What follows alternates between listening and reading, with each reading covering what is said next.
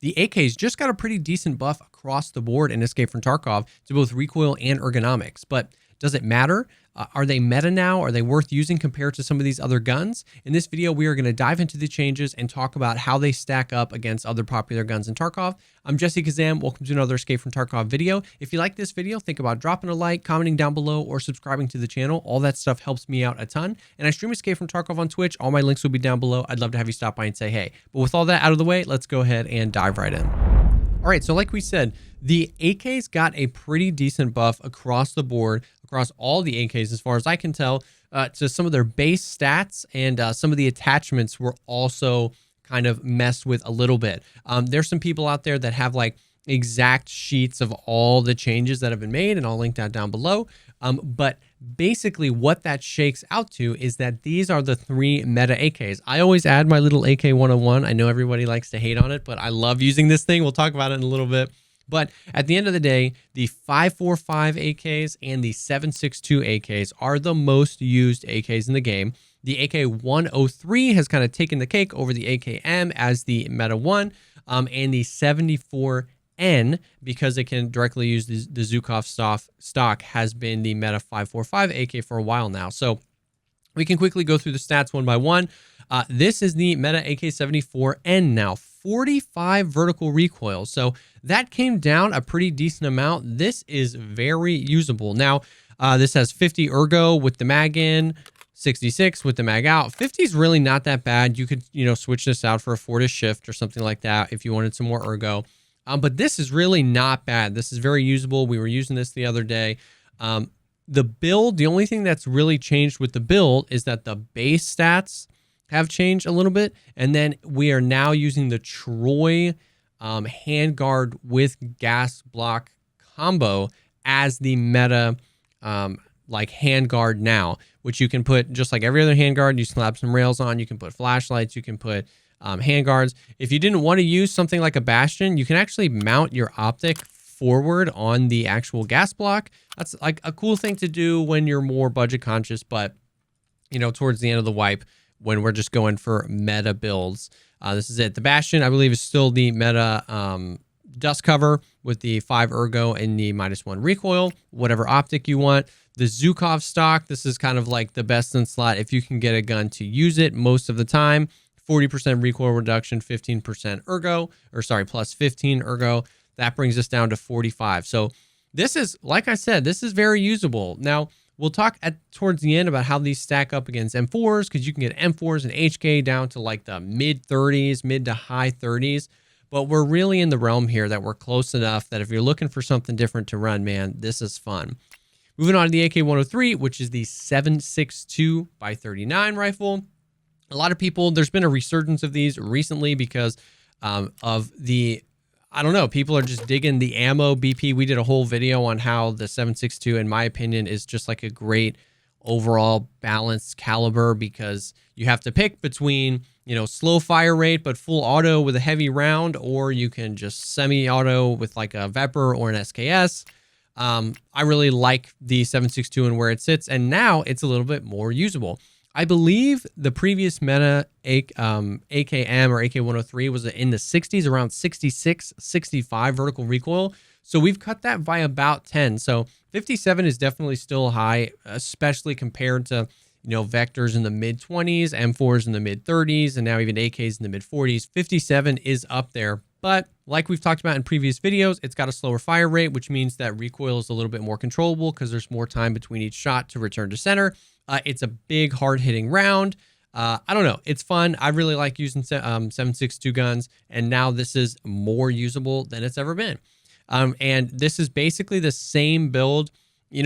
Basically the way it goes is if you can use the Zukov, use it for the most part. The AK-103 has better stats than the AKM, so we're using the 103, which can't use the Zukov, which the PT3 stock is the way to go there, with 38 recoil reduction and 11 ergonomics. And we're down to 57 vertical recoil here. Other than that, though, the build is basically the same. The J-Mac has been meta for a while now. You got the Scorpius, or you can use the RK handguard. I just like to look at this because it's newer. And that's pretty much it. Like you said, you can swap this out for a shift if you want more ergo, but that's that. This is always my honorable mention, the AK-101. It's a 5.45, so it shoots 9.95, 5.5 A1. And because this is where a lot of the M4s get their stats from, is their suppressors. And because you can adapt the barrel to accept suppressors that you would put on an M4, the build for this is exactly the same as the 101 build, or sorry, the 103 build, but you can put on suppressors. If you have the Thunder Beast, it brings us to 41 recoil, and the SDN brings us to 40 recoil. So this is actually the best recoil of any of the AKs. These suppressors can be pricey. You can get a lot of the Thunder Beast suppressors off of like Scav Boss and stuff like that. So it's a little bit shorter. You can get them if you're running customs a lot off of like the Rashala guards. But that is, this has been super fun. It's only 30, so I'm not saying you should run this over an M4, but I did a video on this gun. I really like this gun. It's fun. It's controllable. Now it's even better, 40 vertical recoil. And I don't know, it's just a good time. You only get the 30 round mags, but it's a little wonky looking, but it's a good time. It's super fun. So we can take these kind of into the hideout and show the actual like recoil stats of these. Like I said, all of them are very controllable. We were having some fun with the 5.45 one, especially the other night on stream. It's very, very doable. So this is the 5.45 AK with the 60 round mag in it. The ergonomics are still pretty good, very good in my opinion. And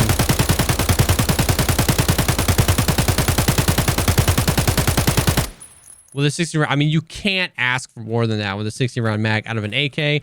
I like that there's a little bit of a kick. I'd rather have guns. I'd rather see the M4s come up to this spot than the AKs get buffed even more, but that's just my opinion. We've got this is the AK-103, so 7.62. This is, once again, 57 vertical recoil, but better than it was before, but this is what we have. Very usable, especially if you've got a high capacity mag. One of the best reasons to go high capacity mag is because a lot of times all of the recoil is centered around the just first few shots of the gun, and then it levels out. But even farther targets, if you just do a little bit of recoil control on your own, you can make this thing pretty usable. And then we can try out the fan favorite here, the AK-101. Like we said, definitely not meta, but this thing is super fun to use. 9.95, 5.56. The other thing to note actually about the AK-101 is its muzzle velocity. 978 meters per second. This is one of the fastest muzzle velocities in the game. And, you know, with a super fast round like 9.95, you can actually kind of turn this into a machine. But we'll try out the AK-101 here. I mean, once again, that is well within M4 territory. We just did a video like last week about M4 builds that were all about 40 recoil. Very usable gun. Very usable gun. The price of these, this definitely isn't a budget guide video. The price of these are going to be relatively expensive compared to a budget gun. But to be honest with you, I think they're pretty competitive when comparing to a M4, because you can get basically all of these things from traders. You can get the compensator from mechanic. You can get the Troy. Some of these might have limits, but you can get the Troy from mechanic. You can get the Zukov from a trader. You can get the PT3 from skier. You can get basically everything you need from traders. So you can build these relatively affordable. The base guns of AKs are very prevalent in Tarkov, so they're not that expensive. So these, I feel like, come out to a better deal than meta M4s or HKs, but they're definitely not budget guns, right? Because we're talking about the meta. So that's that. I just want to make a quick video lining out the new AKs. I think they stack up very well. I think they feel very usable. I think they feel fun to use. Of course, it's not an SMG. It's not 20 recoil, you know what I mean, from a Vector. And the fire rates of these are slower than M4s and stuff like that. But I think they're usable. I think they're fun to use. I think they're affordable for a quote-unquote meta gun. And if you're looking for something different to use in Tarkov, maybe take some time to come back to the AKs. If you're looking for the meta best of the best, nothing has changed. The HK, the Vector, the M4, all those things are still going to be a better probably performance, maybe not price or performance, but better performance. So stick with those. So just kind of wanted to break that down. And then depending on what you're looking for, maybe try these out and have some fun in Escape from Tarkov. Thank you so much, as always, for taking the time to check out this video. If you liked the video, think about dropping a like, commenting down below, or subscribing to the channel. All that stuff helps me out a ton. Like we said earlier, I stream Escape from Tarkov on Twitch. All my links will be down below. And if you're looking for people to play Tarkov with, our Discord community is an awesome place to be. That link is down below as well. Thank you again for stopping by, and I will definitely see y'all on the next one.